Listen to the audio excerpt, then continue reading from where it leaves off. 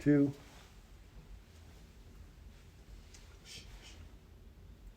You hear that? I'm going to.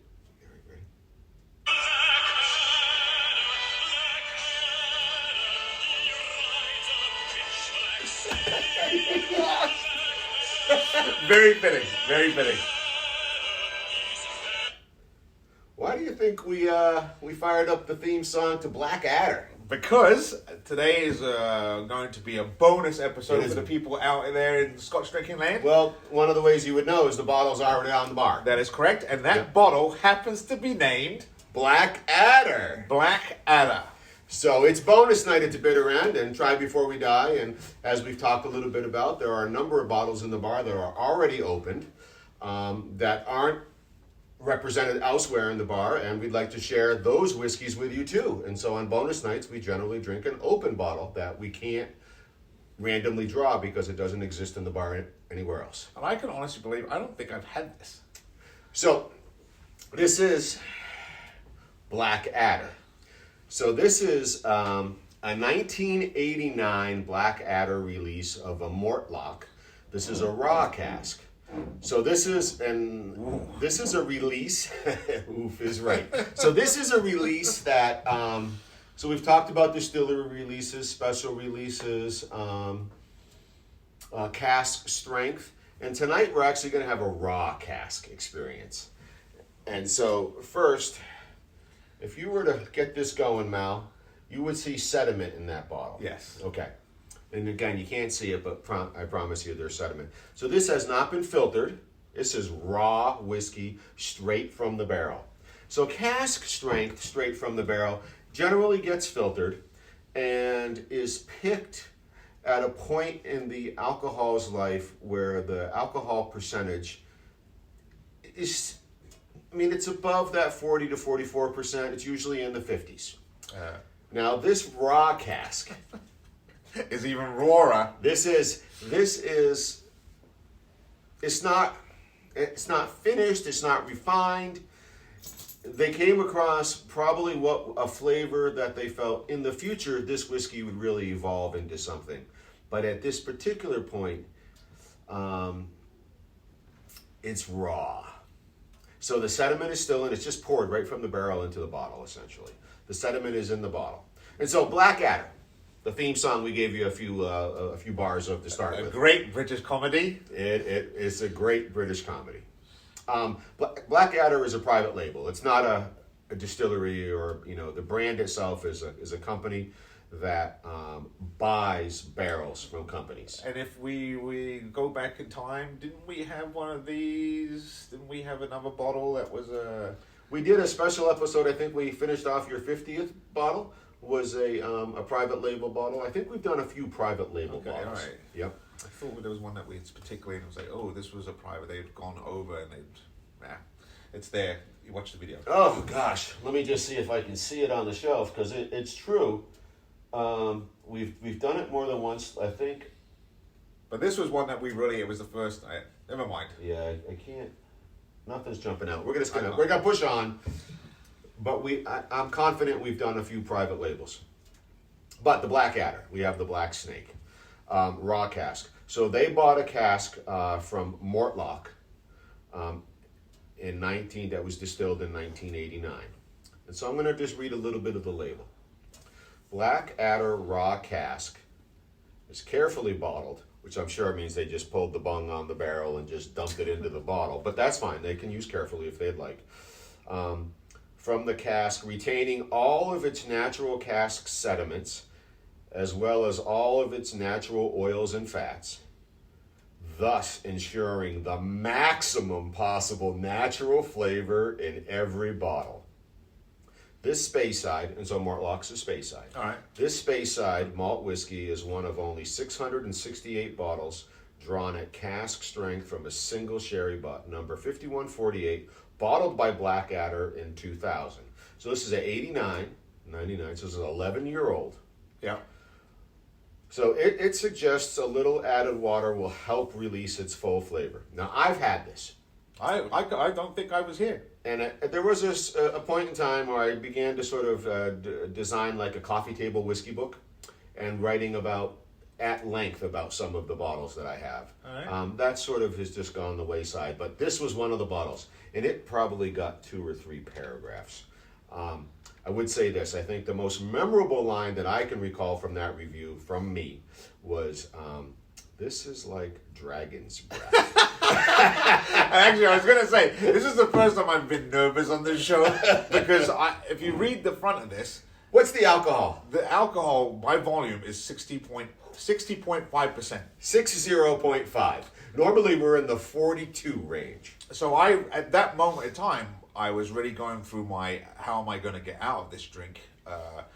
And then you said Speyside, and I said, oh, well, it can't be that bad. Until you brought up Dragon's Breath. Dragon's breath is what this, I mean, you will probably, if I recall, we will be breathing some fire. Yeah, apprehension is up here now.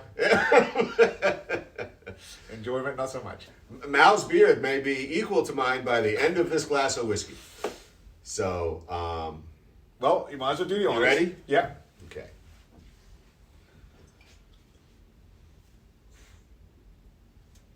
Nervous? I am. I'm not going to lie to you.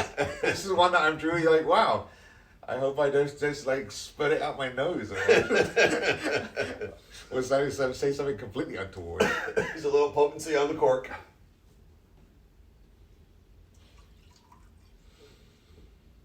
All right, here we go. The Blackadder Raw Cask 11-year-old Mortlach private label, 60.5%, all the oils, all the sediment, straight from the barrel. Just to make it safe. This would probably catch fire. So it's got a very golden look. It's not as dark or as foreboding as I thought it might be. I've had this. I enjoy this, but there is no escaping the potential potency just on the nose. Yeah, that's got some burn. That's got some life to it. But like I said, it's a golden color. It's nothing really remarkable, but I'll say this right on the nose. If I can get through, I find a little butterscotch. yeah, okay. And definitely tingles. Definitely tingles in the back of my nose. The deeper you breathe it in, Yeah. the more it's going to clear the So sinuses. this isn't a big gulp mouth. No. This is a sip to just understand what this flavor is.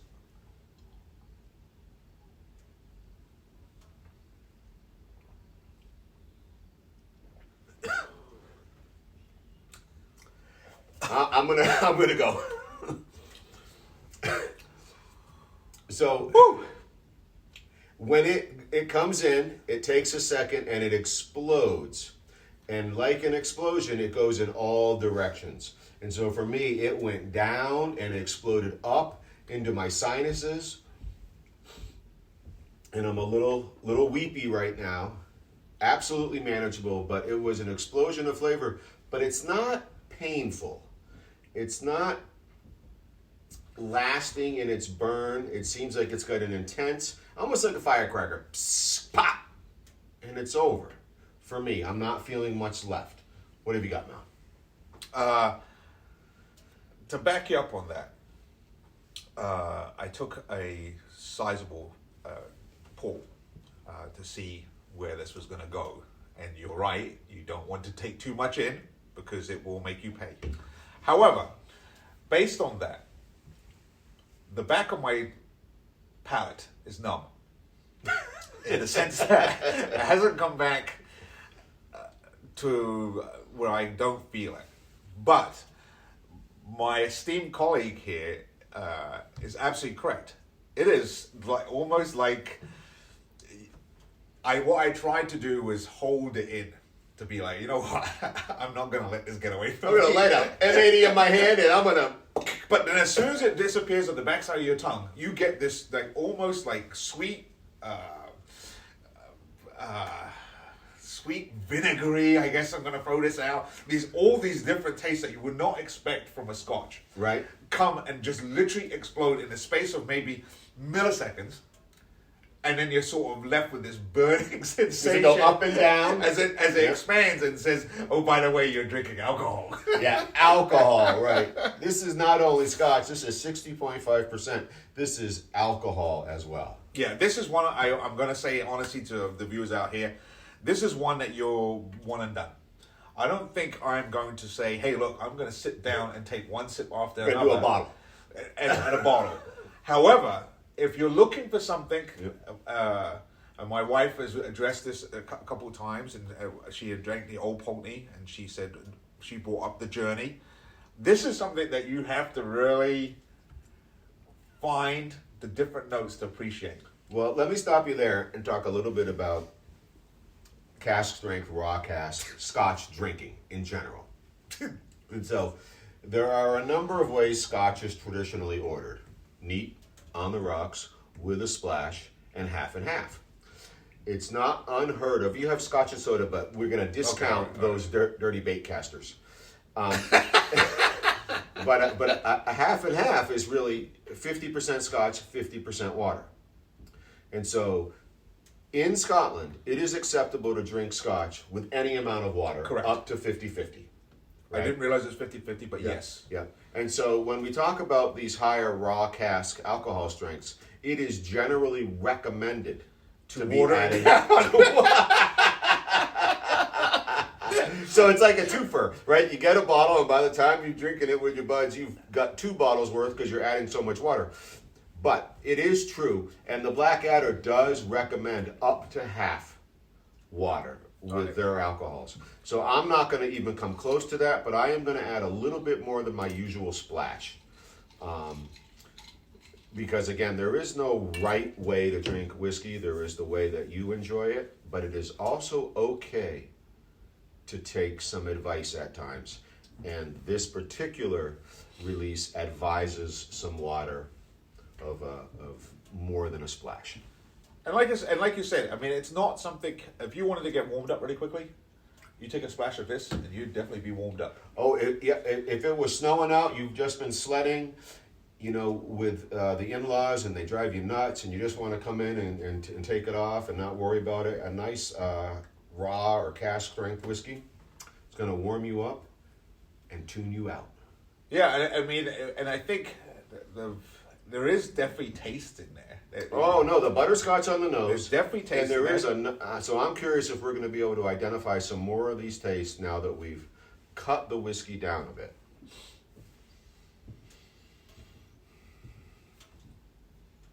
So I went with a splash. I actually went with a pour. I went with a pour of water. Let your ice do its thing. Let my ice do the thing. But that's got some potency in that bottle. That's the first one I can truly say, ooh, oh yeah, that's got alcohol in it. Okay, so with the water, everything we've talked about is still occurring, but at the explosion point, it seems to push more up into the sinus versus down into the chest. I'm still getting the butterscotch, and I've been trying to talk myself out of it, Mal, but since the first nose and on the taste, I honestly feel like I'm picking up something peppery. Maybe that, okay, when I said acidic, Yep. maybe that's really actually the correct word, was Okay. peppery. Because there was certainly another taste on that a massive explosion of taste. Yep. It definitely morphed into something, and it was something that I was not expecting it to be. Right. It's like I say, I've tried to talk myself out of it because it doesn't seem like that would be a flavor I'd be considering, but I will say this, the more ice is starting to melt in this glass, the more of that butterscotch I'm picking up. Very much so. still singeing the nose. Oh, yeah. I mean, I don't think anything's going to This is not an all-night whiskey. This is not a whiskey you would set down between you and your mate and tend to drink 4 or 5 glasses of this. Not that, over several hours. But this is a one and done. I agree with Mal. But I will say this. Definitely that peppery backside. Mm-hmm. I have to agree totally. That's You're finding that? Yeah, very much so. And I think now I have a better understanding of raw cask and how it's supposed to be drank. This is my first, I will say, like raw cask. The ice, without doubt, has helped this out completely. Right. It's for me now. This is much more mellow. We've probably brought it down somewhere into the 50%. Yeah, I've now find this much more palatable in the sense that, okay, I can now drink this rather than force it. I don't want to say force it, but like to take that initial... To prepare for each drink, when correct. it's at that neat level, you have to sort of, oh, hold on, I have to stop, I have to regulate my breathing, I have to get ready, because if there's any, while it's in me, It's like good. wasabi almost, right? Correct, Right. yes. It's going to take over your experience for a moment. And this now has become very much a well-bodied drink. I can definitely still taste the alcohol there.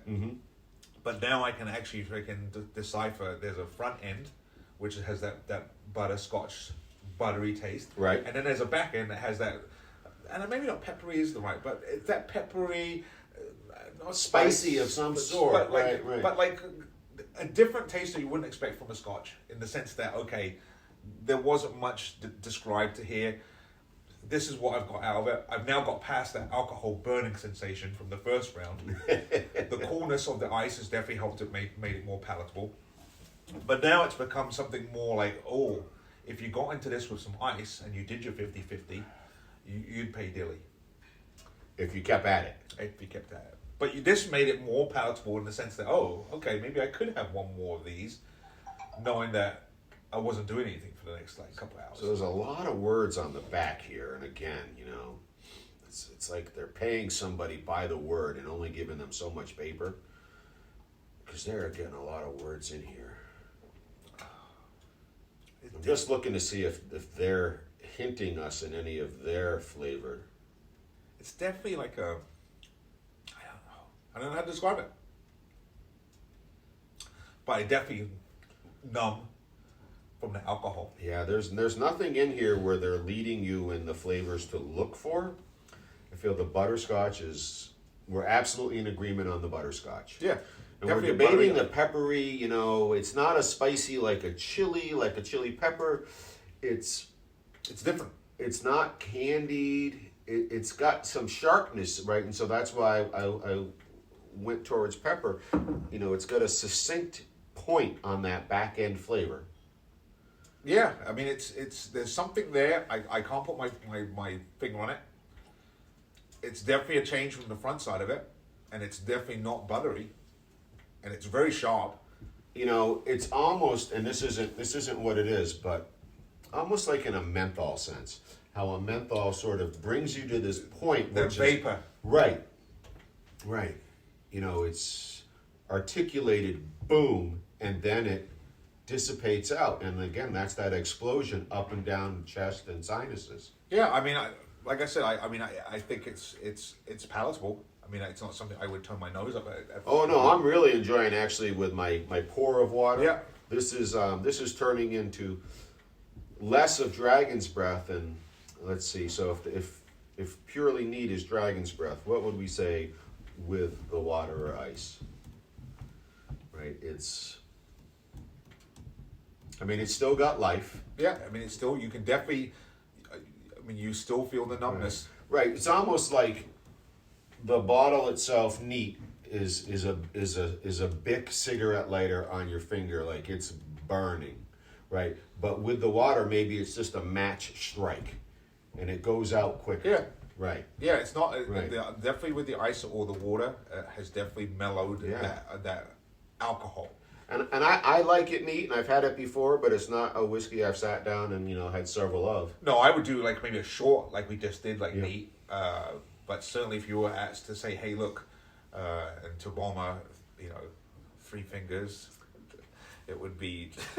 Oh, that's 4. My bad. Yeah, I wouldn't want to entertain like saying, "Hey, look, we're going to drink this today," and this wouldn't have been one of the bottles I would have expected you to bring up to. Up to fishing or whatnot. No, this is not. Hey, we're gonna drink this tonight. If there's 4 of us, it'll be fine. No, it would probably not be fine. No, it would not end well. Okay, so bonus night at the bitter end. An interesting one of that. And again, tonight was the Blackadder Raw Cask of the Mortlach, a 1989 11-year-old, 60.5%. Be careful when you drink alcohol of this strength. Yes. And again, there's not a wrong way to drink your whiskey. And so adding water or a significant amount of ice is not taboo, and when we get into alcohols of this range, it's recommended. Yeah, and I think overall, I think unless you're used to drinking something like that, or you like to drink something like that, I think the amount of water or ice we added really complemented the drink. I think it made it really, really palatable. Right. I'm not. Sometimes we're hesitant to add that because we're feeling super good about the whiskey in its natural state. But tonight, I think the water or the ice and the amount that you put in made sense. Yes. So ends the bonus episode, and in doing our best to keep with tradition, we are a little prepared tonight for what translates to cheers in Estonia, and we're going to do our best to Not butcher it. to not butcher it. We've practiced a few times. We even YouTubed some young women pronouncing this for us. You did a very good job of pronouncing it. So we're gonna give it a go. Terror Terror sex.